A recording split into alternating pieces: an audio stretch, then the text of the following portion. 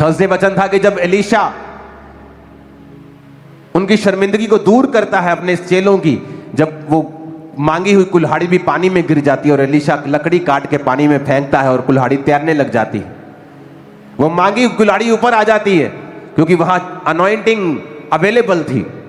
जहां anointing available होती है, जहां मसा होता है, वहां शर्मिंदगियां बच जाती हैं लोगों की, वो शर्मिंदा नहीं होते।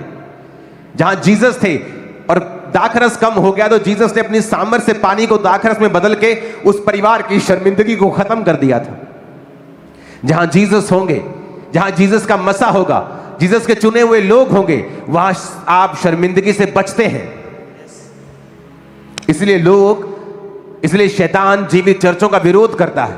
क्यों? क्योंकि उसे पता है कि यह एक जरिया है लोगों को शर्मिंदगी से बाहर निकालने का। उस बेबी को दिखाओ जरा, शादी के 15 साल बाद मम्मा पापा को भी दिखाओ जरा करीब से। ओ जीसस। भाई आप खुश हैं, अभी आनंदित हैं? हाँ जी पापा जी। अभी मारना नहीं है? नहीं पापा, शराब नहीं पीना है? नहीं पापा, छोड़ दिया। ओ बल्ले, थैंक यू जीसस। जो hallelujah hallelujah hallelujah hallelujah hallelujah. परमेश्वर कितना बड़ा है। पिछले कुछ दिनों से परमेश्वर अपना जो मेरा ध्यान है वो इन चीजों के ऊपर लगा रहा है कि परमेश्वर ने किस प्रकार से उत्पत्ति की है चीजों की, और वो इतना बड़ा है कि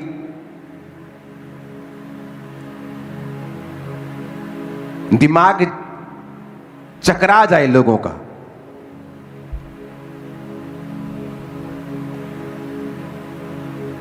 अगर आप पृथ्वी को देखें, ये कितनी बड़ी है।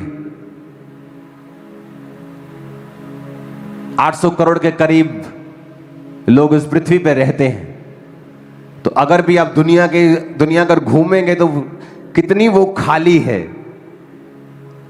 ऑस्ट्रेलिया, कनाडा, अमेरिका जैसे देश 95% तक खाली हैं अभी भी। इंडिया, चाइना को छोड़ के बाकी बहुत से देश आपको ऐसे मिलेंगे।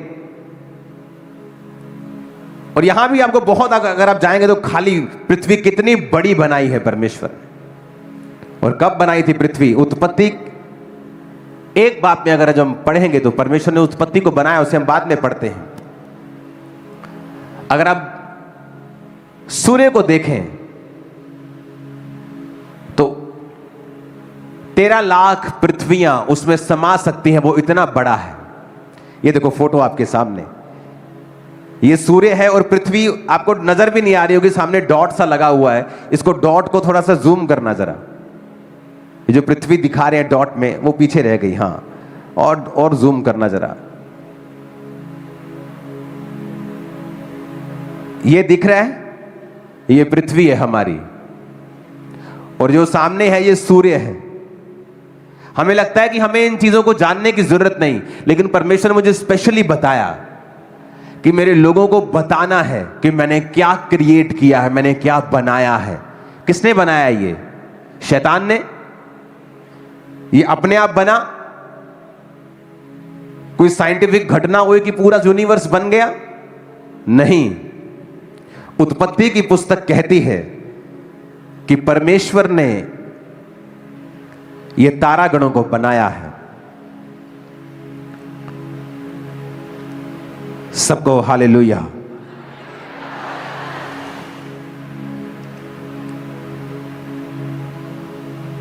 अगर आप उत्पत्ति 1 से लेके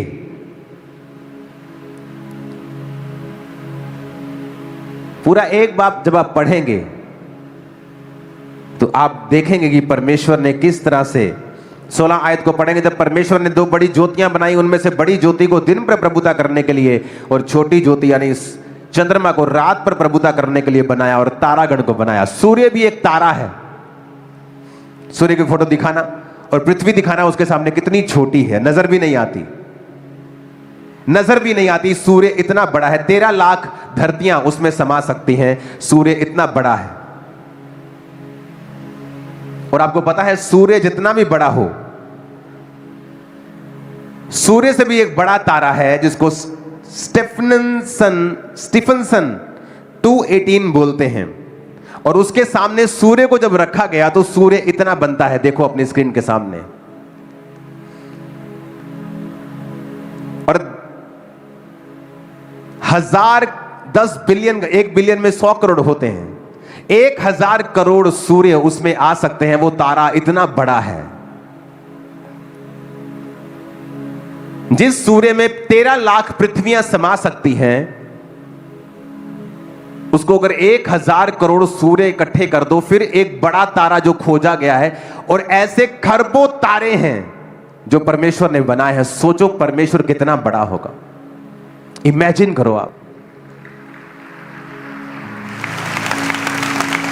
5.5 लाख ग्रह खोजे गए, एक भी ग्रह ऐसा नहीं है जहां जीवन होगा, जहां जीवन मिला, पशु मिला, कोई पानी मिला, ऐसा जीवन वाला पानी, कोई कोशिकाएं मिली, कोई काई मिली। एक भी प्लेनेट दुनिया में नहीं, यूनिवर्स में नहीं है। लाखों प्लेनेट्स साइंस खोज चुकी है, सिर्फ धरती के ऊपर ही जीवन है। क्या आपको लगता है यह इत्तेफाक है? क्या आपको यह इत्तेफाक लगता है? अभी मार्स के ऊपर से नई पिक्चर्स आई हैं सनसेट की, जहां ब्लू कलर का सनसेट मार्स के ऊपर अभी नए कैमरे ने भेजा। आप देखो उसको तो आपका दिमाग चकरा जाएगा। नीले कलर का सनसेट वहां हो रहा है, ब्लू कलर का मार्स के ऊपर, जहां पे नए वैज्ञानिकों ने नए जो रोवर भेजा है उसने पिक्चर खींची है। आपको ह्यूजनेस मालूम होगी कि परमेश्वर कितना बड़ा है, कितना कमाल का है, उसने सब चीजों को कैसे बनाया है। एक वीडियो है, मैं उसे इंटरनेट पे रिलीज कर दूंगा, अभी मेरे पास समय नहीं है दिखाने का। उस वीडियो में दिखाया गया है कि अगर सूर्य से पृथ्वी 10% और दूर होती तो धरती का टेम्परेचर जो आज यहां का हम 30 देखते हैं, वो सर्दियों में -50 होता और गर्मियों में 80 डिग्री होता। यानी धरती रहने के लायक नहीं होती, यहां आदमी कभी रह नहीं पाते। अगर धरती सूर्य से सिर्फ 10% नजदीक होती तब भी यहां पे आदमी रह नहीं पाते। अगर बाकी ग्रह धरती से दूर या नजदीक होते, यह धरती तब भी सरवाइव नहीं कर पाती। अगर चंद्रमा धरती से ज्यादा दूर होता तब भी धरती सरवाइव नहीं कर पाती, क्योंकि चंद्रमा जो है वो धरती के आसपास के सारे जो उल्का पिंड है उनको संभालता है, उनको अपनी ओर खींचता है। इमेजिन करो, क्या आपको यह इत्तेफाक लगता है? आपको लगता है कि इतनी परफेक्शन में कोई चीज बनी है और आपको लगता है कि अपने आप बनी होगी? किसने बनाया इसे? उसने कहा उसने सूर्य को बनाया और चंद्रमा को बनाया और सब तारागणों को बनाया और इस दुनिया को परफेक्ट बनाया उसने। वो कितना कमाल का परमेश्वर होगा कि अगर धरती सूर्य से 10% दूर होती। उस वीडियो को देख लेते हैं, चलो उस वीडियो को चलाओ जरा। क्या वाकई किसी ने हमारी पृथ्वी को जानबूझकर बनाया है? चलिए समझते हैं। धरती पर जीवन इसलिए शुरू हुआ क्योंकि यह सूरज से बिल्कुल सही दूरी पर स्थित है, न ज्यादा पास और न ज्यादा दूर। हाल ही की स्टडीज बताती है कि अगर धरती सिर्फ 10% सूरज के करीब होती तो इतनी गर्मी बढ़ जाती कि पूरा ग्रह आग का गोला बन जाता, और 10% दूर होती तो सब कुछ बर्फ में बदल जाता। यही नहीं, अगर पृथ्वी की घूमने की स्पीड 10% बढ़ जाए तो यहाँ 300 से 400 किलोमीटर प्रति घंटे की खतरनाक हवाएं चलेंगी, और 10% कम हो जाए तो दिन में तापमान 80 डिग्री तक और रात में -50 डिग्री तक पहुंच जाएगा। मतलब सूर्य की दूरी, पृथ्वी की रोटेशन, सब कुछ बेहद परफेक्ट बैलेंस में है। इसी तरह चांद इतना सटीक अलाइंड है कि वह हमारे ग्रह को घूमने और मौसमों को स्थिर बनाए रखता है। और जुपिटर, वह तो सोलर सिस्टम में एक विशाल ढाल की तरह हमें खतरनाक एस्ट्रॉइड्स से बचाता है। दिलचस्प बात यह है कि अगर जुपिटर अपने स्थान से सिर्फ 10% सूरज की तरफ होता तो वह धरती नहीं बल्कि वीनस को प्रोटेक्ट करता और 10% दूर होता तो मार्स उसकी शील्ड में आता। और सीधी बात यह है कि आज हमारी जिंदगी का हर सेकंड सिर्फ पृथ्वी के कारण नहीं, बल्कि पूरे सोलर सिस्टम के एक सुपर फाइन बैलेंस के कारण चल रहा है।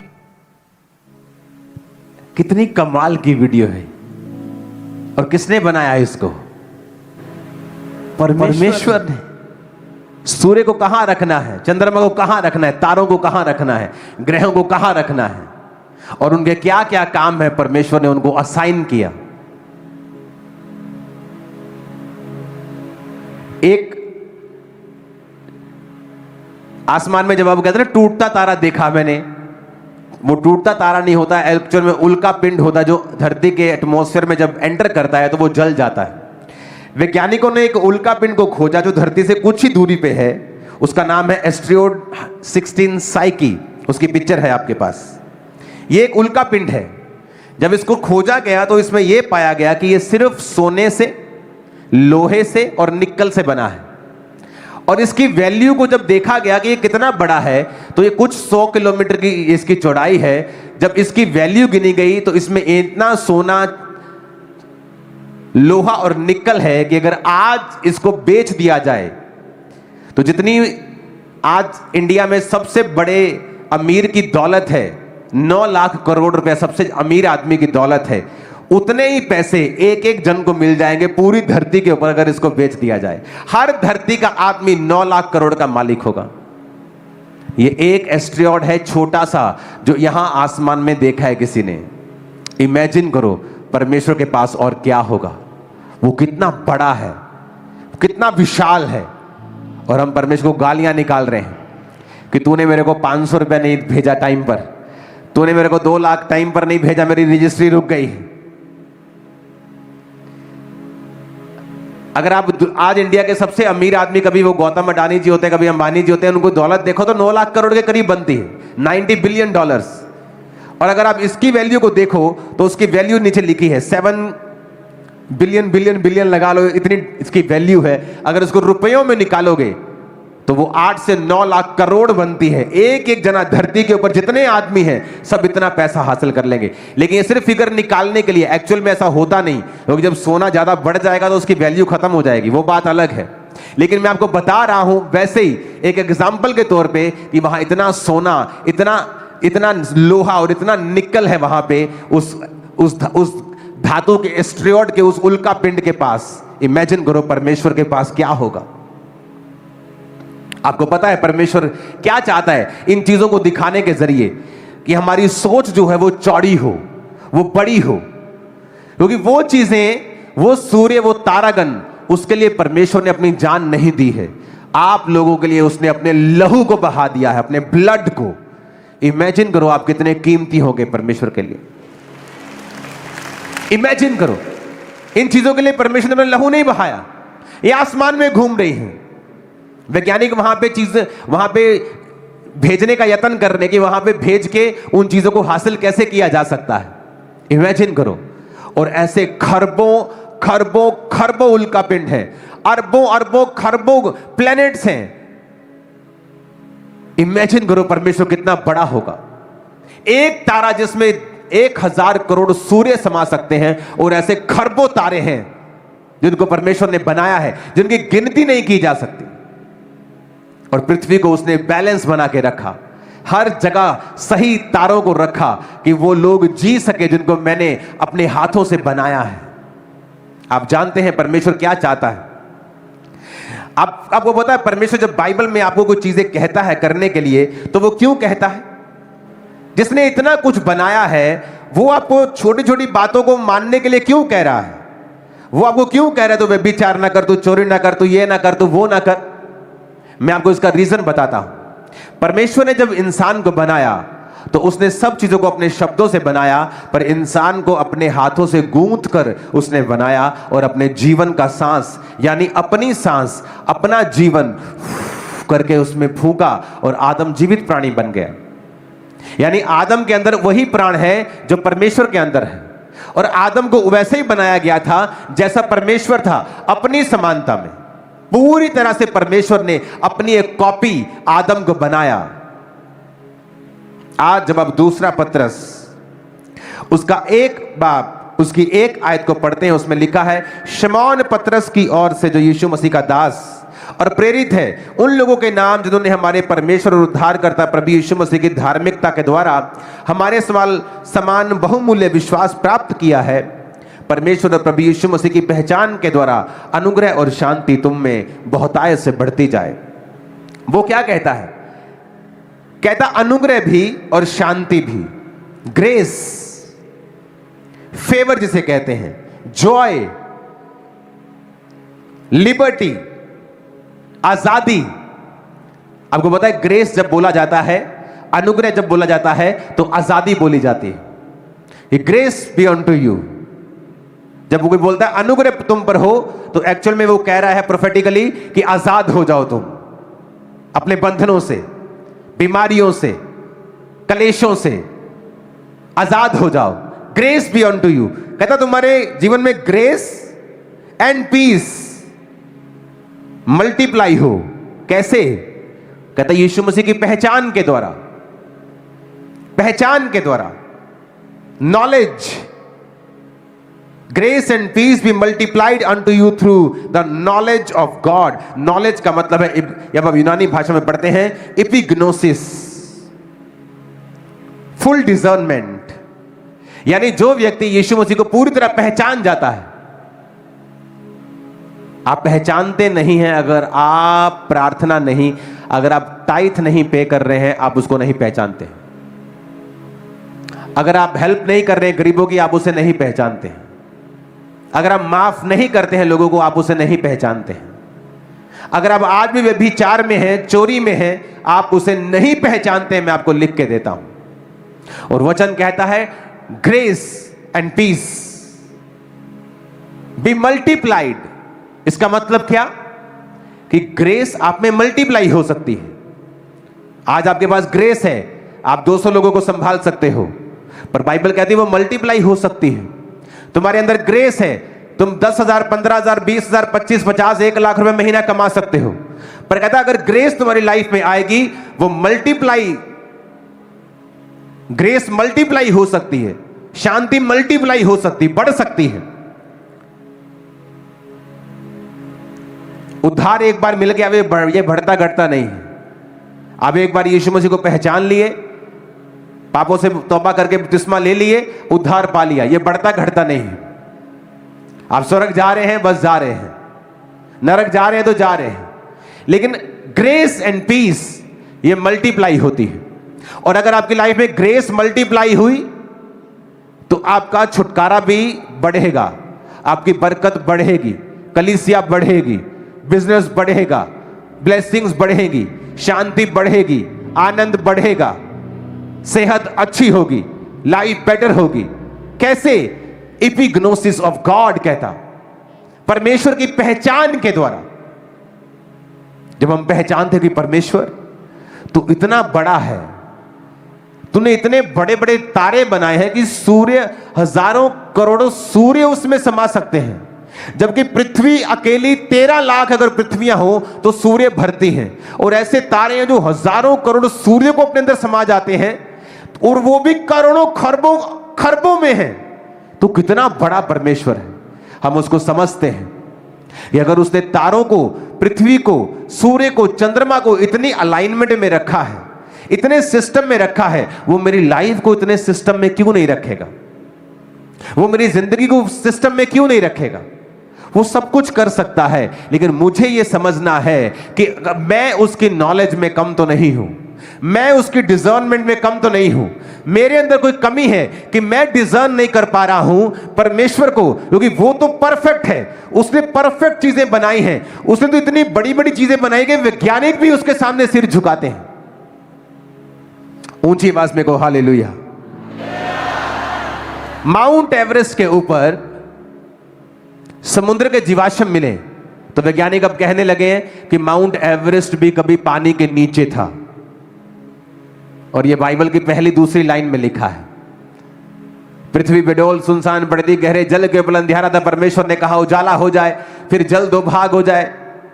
अब एक और वीडियो मुझे मिली जिसमें रेगिस्तान में जहां पर पत्थर निकालते हैं सैंडस्टोन्स निकालते हैं। जब वो सैंडस्टोन वहां पे रेगिस्तान में निकाल रहे थे तो वहां भी समुद्र के जीवाश्म मिले उनको। तो वैज्ञानिकों ने समझा कि सैंडस्टोन जहां मिला है, जहां पानी की बूंद नहीं है धरती के अंदर, वहां पर समुद्र के जीवाश्म मिले, नदियों के नहीं, समुद्र के। तो वैज्ञानिक अब कहने लगे हैं कि हां, माउंट एवरेस्ट भी कभी समुद्र के नीचे था, ये रेगिस्तान भी कभी समुद्र के नीचे था। तारीफ करो खुदावंद को जो वचन। आपको पता है एक और बात, जिस समय परमेश्वर ने नूह को कहा कि तू किश्ती को इतने हाथ लंबी, इतने हाथ चौड़ी, इतने हाथ ऊंची बनाना, अगर आज के फिजिक्स के लॉ को आप देखें तो फिजिक्स का लॉ है 6.1, जो फिजिक्स में जो नावों के लिए लॉ है, आज जो लॉ बने हैं, जो लॉ खोजे गए हैं, वो सारे लॉ नूह की किश्ती के ऊपर 100% इंप्लीमेंट होते हैं कि नूह की किश्ती आज की फिजिक्स के लॉ के हिसाब से 100% परफेक्ट बनाई गई थी। नूह की किश्ती, नूह की किश्ती, जब आदमी 700 साल जीता था, 800 साल जीता था, 1000 साल जीता था, जब डॉक्टर्स नहीं होते थे, वैद्य नहीं होते थे, आदमी 1000 साल जीता था, जायंट बड़े बड़े होते थे, बड़े बड़े हाथ, बड़े बड़े कद होते थे, इतने बड़े बड़े दिल होते थे, 1000 साल धड़कते थे, बड़ी बड़ी किडनियां होती थी, कोई फर्क नहीं होता था। आदमी को इतना स्ट्रांग परमेश्वर ने बनाया था। आज भी साइंटिस्ट कहते हैं कि जो नूह के किश्ती के बारे में जो मेजरमेंट परमेश्वर ने बाइबल में लिखी है, that is the perfect one, वही लॉ आज भी फॉलो हो रहा है। इमेजिन करो, परमेश्वर हिजकेल ब्रेड जिसमें 9 अमीनो एसिड्स हैं, सभी प्रोटीन्स हैं, तब डॉक्टरी नाम की चीज नहीं होती थी। परमेश्वर को मालूम था मेरे सन को मुझे क्या देना है। और हम परमेश्वर से क्या कंप्लेंट कर रहे हैं, क्या कुड़कुड़ा रहे हैं, क्या छुपा रहे हैं, क्या बकवास परमेश्वर के सामने करते हैं। आज तो कुछ लोग ऐसे होंगे जो 1 महीने बाद चर्च आए होंगे। इमेजिन करो, क्या ढूंढ रहे हो आप, क्या कर रहे हो आप, कहां जा रहे हो आप, कहां जाना है आपको, किसको ढूंढना है, किसको खोजना है। कहता grace and peace be multiplied unto you through the knowledge of God। कहता तुम में आजादी बढ़े, पीस बढ़े, शांति बढ़े, ग्रेस बढ़े through discernment of God, epignosis, full discernment. Jesus Christ की फुल नॉलेज अगर तुम्हारे अंदर होगी, वो तुम्हारी ग्रेस को बढ़ाएगा। तुम उस लेवल पे कभी नहीं रहोगे, तुम्हारा लेवल ऊंचा होगा, तुम्हारे परिवार का ऊंचा होगा। कहता 3 आयत को पढ़ेंगे क्वायर के संग। कहता उसकी ईश्वरीय सामर्थ्य सब कुछ जो भक्ति और जीवन से संबंध रखता है, हमें उसी की पहचान के द्वारा दिया है। सब बोलो आमीन, ऊंची आवाज में कहो। जिसने हमें अपनी महिमा और सद्गुण के अनुसार बुलाया है, जिसके द्वारा उसने हमें बहुमूल्य और बहुत सी बड़ी प्रतिज्ञाएं दी हैं। क्वायर जब रेडी हो पढ़ना इसे 4 आयत को। जिसके द्वारा उसने हमें बहुमूल्य और बहुत सी बड़ी प्रतिज्ञाएं दी हैं, ताकि इनके द्वारा तुम उस सड़ाहट से छूटकर जो संसार में बुरी अभिलाषाओं से होती है, ईश्वरीय स्वभाव के सहभागी हो जाओ। इसी कारण तुम, बस दोबारा से पढ़ेंगे। जिनके द्वारा उसने हमें बहुमूल्य और बहुत सी बड़ी प्रतिज्ञाएं दी हैं, ताकि इनके द्वारा तुम उस सड़ाहट के से छूटकर, कहता इसके द्वारा तुम उस सड़ाहट से छूटकर, सड़ाहट, अपने पड़ोसी को बोलो सड़ाहट। कहता whereby are given unto us exceedingly great and precious promises, that by these you might be partakers of the divine nature, having escaped the corruption। Hindi में लिखा है सड़ाहट, इंग्लिश में लिखा है करप्शन, और इसका इब्रानी मतलब है 5000, यूनानी मतलब है 5356 शब्द। इसका मतलब है फिथोरा, जिसका मतलब है करप्शन, डिस्ट्रॉय, पेरिश, डिके। कहता उस संसार की बुरी अभिलाषाओं में सड़ाहट होती है। अगर शैतान आपके शरीर को सड़ाना चाहता है तो वो ये कोशिश करेगा कि करप्शन आपकी लाइफ में एंटर हो। फिर से हिंदी में पढ़ेंगे। कहता ताकि इनके द्वारा तुम उस सड़ाहट से छूटकर जो संसार में बुरी अभिलाषाओं से होती है। सड़ाहट का मतलब करप्शन, डिके, मतलब किसी चीज जब सड़ने लगती है, चीज खराब होने लगती है।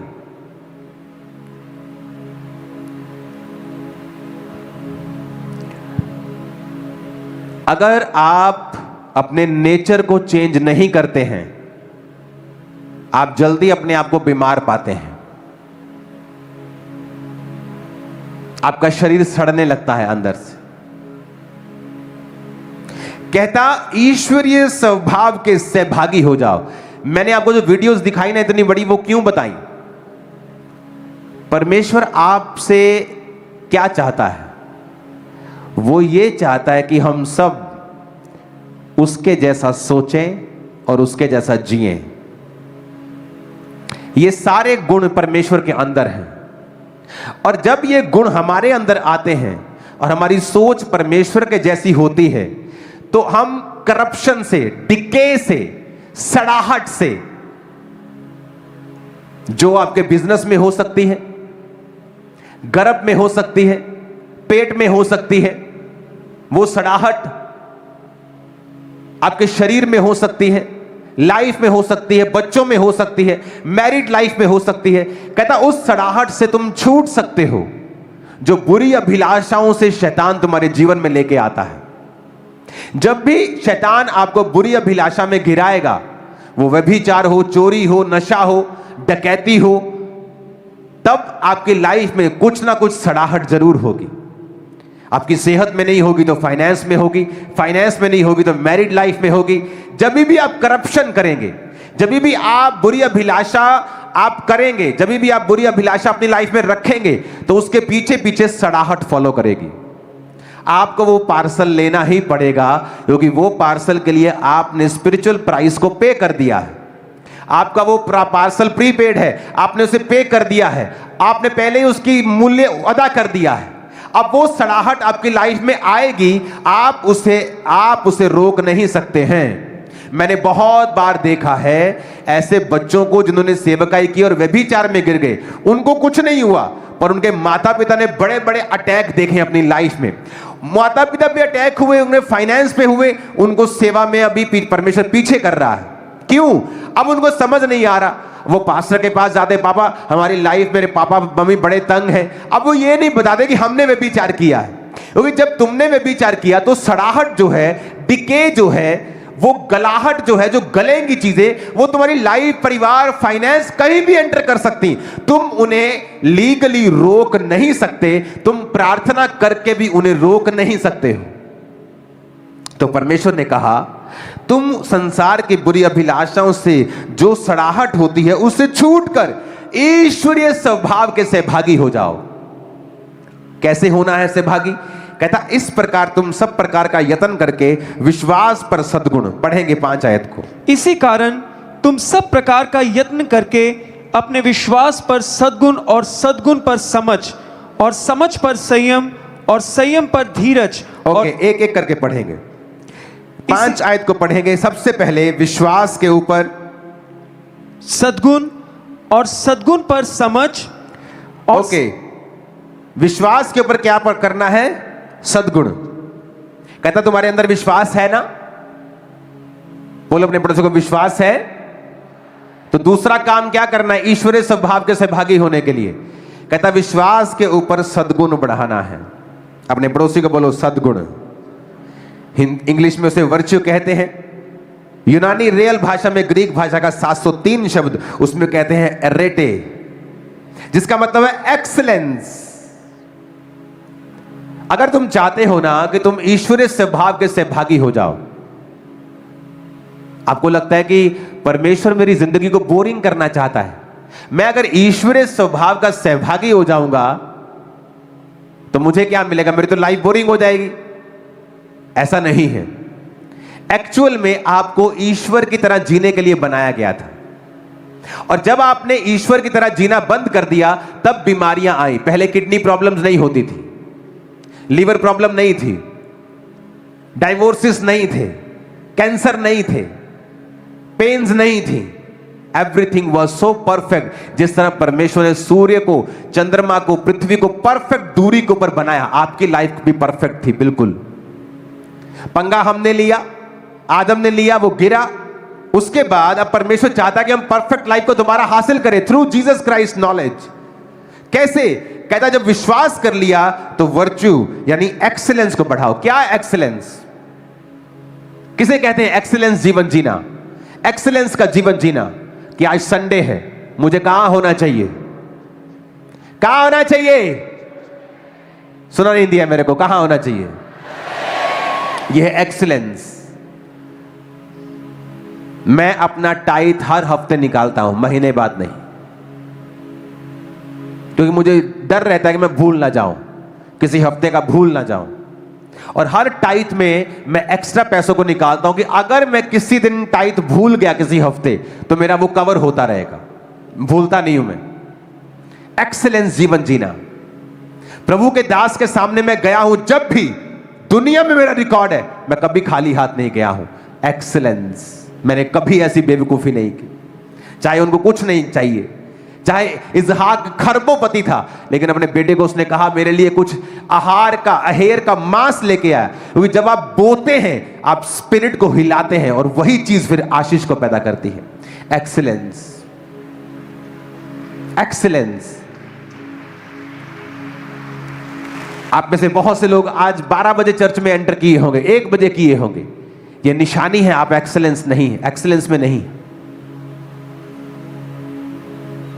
प्रार्थना की नहीं की, बिकॉज आप एक्सीलेंस में नहीं जी रहे हैं। आप झूठ बोल सकते हैं बेनिफिट के लिए, कुछ फाइनेंशियल बेनिफिट के लिए, किसी मार से बचने के लिए, किसी पनिशमेंट से बचने के लिए। आप एक्सीलेंस नहीं जी रहे हैं। जब आप फुली डिजाइन कर जाते हैं क्राइस्ट को, आप ईश्वरीय स्वभाव के सहभागी बन जाते हैं। कैसे? विश्वास सब में है। यहां कौन है जो कहता इतने मिरेकल देख रहे हो तुम लोग, ये टीम बैठी, सब में विश्वास है, सब जीसस क्राइस्ट को परमेश्वर कहते हैं, लेकिन हर व्यक्ति एक्सीलेंस में जीवन नहीं जीता। इसलिए पतरस कह रहा है ईश्वरीय स्वभाव में सहभागी होने के लिए you do not only need faith, तुम्हें सिर्फ विश्वास नहीं चाहिए, you need faith and faith के ऊपर एक्सीलेंस। एक्सीलेंस जीवन, परफेक्ट एक्सीलेंस में लाइफ जीना। मुझे पता है आज मुझे आपको वर्ड देना है, मैंने रात परमेश्वर में लगाई है कि मेरा वर्ड जो हो वो आज आपकी लाइफ को सदा के लिए चेंज करे, क्योंकि मेरे लिए नॉर्मल संडे नहीं है, आपके लिए हो सकता है। क्योंकि इस मीटिंग को लोग 50 साल बाद भी देखेंगे, 25 साल बाद भी देखेंगे। तो मेरे लिए तो वो बड़ी चीज है। आगे बढ़ेंगे। कहता add virtue, add to your faith virtue.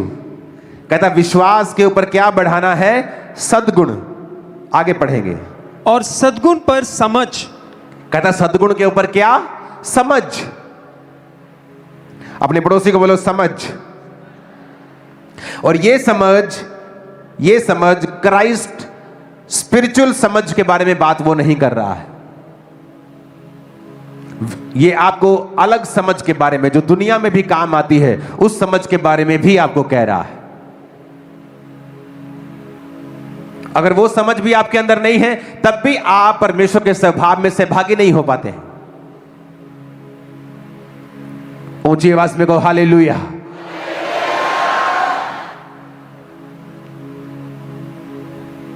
अगर आप में समझ होती, आप बहुत सारी चीजों को हैंडल कर सकते हैं। कौन कब आपको रिपोर्टिंग करनी आएगी, अगर वो समझ आप में होगी, आप बताओगे पापा आपको ये बात की पता है, नॉलेज है क्या, ऐसा हो रहा है। क्योंकि आप में वो नॉलेज नहीं, आप बुद्धू हो।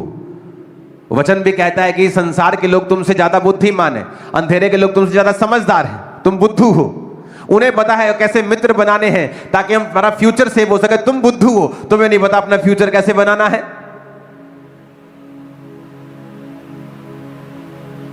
इसके बारे में हम अगले हफ्ते बात करेंगे, नॉलेज के बारे में, क्योंकि ये बहुत इंटरेस्टिंग सब्जेक्ट है। क्योंकि ये नॉलेज, जो पहले की नॉलेज मैंने बात की है, वो अलग नॉलेज है, ये नॉलेज अलग नॉलेज है। और अब बाइबल तुमको ये वाली नॉलेज पैदा करने के लिए भी कह रही है, अगर तुम्हें विश्वास है तो मेक श्योर तुम एक्सीलेंस तुम्हारी लाइफ में हो, एक्सीलेंस है तो मेक श्योर नॉलेज तुम्हारी लाइफ में हो। ऊंची आवाज में कहो हालेलुया। आज का वचन समझ आ रहा है कि ऊपर से जा रहा है? कहता ग्रेस एंड पीस, छुटकारा, लिबर्टी, आनंद, कहता मल्टीप्लाई हो सकता है through the epignosis, spiritual knowledge of God. ये अलग नॉलेज है, ये स्पिरिचुअल नॉलेज है। जीसस क्राइस्ट की फुल डिजर्नमेंट, वचन का पूरा ज्ञान होना, वचन हमें क्या क्या कहता है, कब कब कहता है, उसका ज्ञान होना। कहता ईश्वरीय स्वभाव में से भागी हो जाओ, क्योंकि जीसस क्राइस्ट की यह इच्छा है, जिसने सब कुछ परफेक्ट बनाया है, कि तुम उसके जैसा सोचो, उसके जैसा देखो, उसके जैसा चलने की कोशिश करो। ऊंची आवाज में हालेलुया बोलो जरा। आई थिंक आज इतना काफी है आपके लिए, और समझ के बारे में, संयम के बारे में, धीरज, धीरज पर भक्ति, भक्ति पर भाईचारे की प्रीति, भाईचारे की प्रीति पर प्रेम बढ़ाते जाओ। इसके बारे में अगले हफ्ते हम बात करेंगे, थर्सडे बात करेंगे। और मुझे बिलीव है कि आप लोग समझ जाएंगे कि मुझे क्राइस्ट की फुल डिजर्नमेंट लेनी है। विश्वास तो है, पर एक्सेलेंस बढ़ानी है, क्योंकि इसके ऊपर मुझे एक्सेलेंस रखनी है। अपनी लाइफ में स्पिरिचुअल चीजों के प्रति फुल अवेयर रहना है, क्योंकि उसके बिना ग्रेस भी नहीं बढ़ेगी, शांति भी नहीं बढ़ेगी। क्रिश्चियन नाम के रह जाएंगे, अलग अलग तरह की सड़ाहट होगी, अलग अलग तरह के अटैक होंगे, और दोष परमेश्वर को देंगे। अपने पड़ोसी को बोलो सड़ाहट से छूट जा जो बुरी अभिलाषाओं से होती है। 7 बार बोलो अपने पड़ोसी को ऊंची आवाज में, और अलग अलग पड़ोसी को बोलो जरा, अलग अलग पड़ोसी को मैं देख रहा हूं तुम लोगों को, अलग अलग पड़ोसी को बोलो, बोलो उस सड़ाहट से छूट जाओ। अपने पड़ोसी को बोलो तेनू पता, पंजाबी में बोलो उसको, तो तेनू पता सड़दा है तू, गलदा है तू, खराब हुंदा है तू, जदों तू संसारिक अभिलाषावां दे अनुसार जीवना है। आमीन। अपने पड़ोसी को बोलो फिर से हिंदी में, बोलो तू सड़ता है, तेरी चीजें गलती हैं, सड़ती हैं, जब तू संसारिक अभिलाषाओं के अनुसार जीता है। आमीन। समझ आ रही है तुमको कि नहीं? आप बहुत से लोगों को बीमार देखेंगे, क्यों? रॉन्ग नेचर के कारण, शैतान के कारण नहीं, नेचर रॉन्ग। अगर मैं अपनी लाइफ पे किसी चीज पे काम करता हूं सबसे ज्यादा, तो मैं अपनी लाइफ है मेरी, मैं बाइबल नहीं पढ़ता हूं प्रीचिंग के लिए, मैं जस्ट बाइबल पढ़ता हूं अपनी उन्नति के लिए। और जब मैं अपनी उन्नति के लिए पढ़ता हूं, उसके बीच से परमेश्वर मुझे सरमन देता है जो मैंने कभी समझा नहीं होता पहले। अपने पड़ोसी को बोलो सड़ाहट से छूट जा जो अभिलाषाओं से होती है। फिर अपने पड़ोसी को बोलो आजादी, अनुग्रह, छुटकारा, शांति कई गुना हो जाएगी जब तू यीशु मसीह को पूरा पहचान लेगा। ऊंची आवाज में आमीन बोलो, शैतान के कान खोल दो जरा। हालेलुया।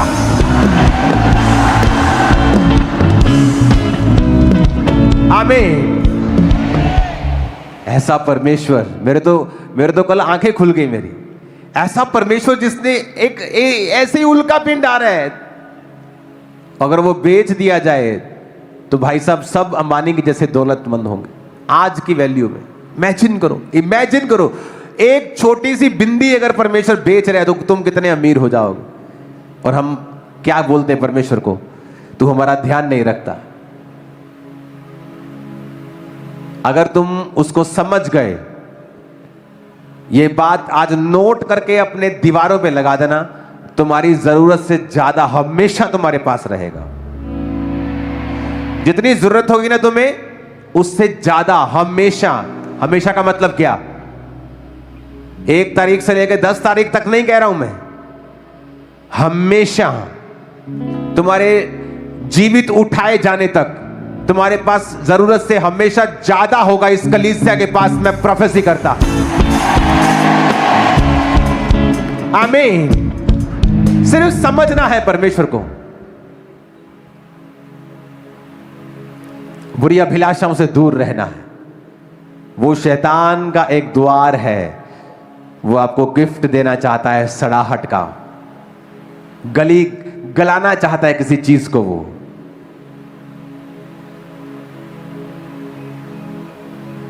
अपने हाथों को उठाएंगे, सब जन खड़े हो जाएंगे, खुदा से कहेंगे, खुदाबंद आज मैं तौबा करता हूं, वायदा करता हूं एक्सीलेंस में जीवन जीने का, एक्सीलेंस में जीने का परमेश्वर, विश्वास में जीवन जीने का, विश्वास में जीवन जीने का मैं वायदा करता हूं परमेश्वर। अपने हाथों को उठाओ।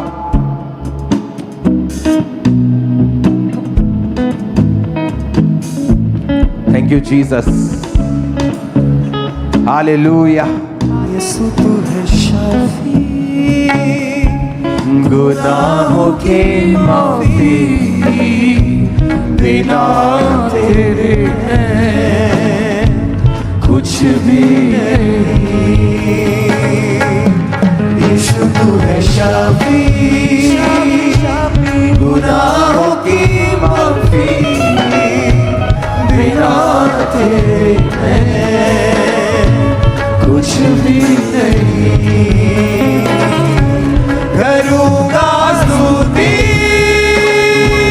रूह से मैं तेरी, करूंगा स्तुति रूह से मैं तेरी, छिपने की तू है वजह मेरी। यीशु तू है शाफी, गुनाहों की माफी बिना तेरे है कुछ भी नहीं।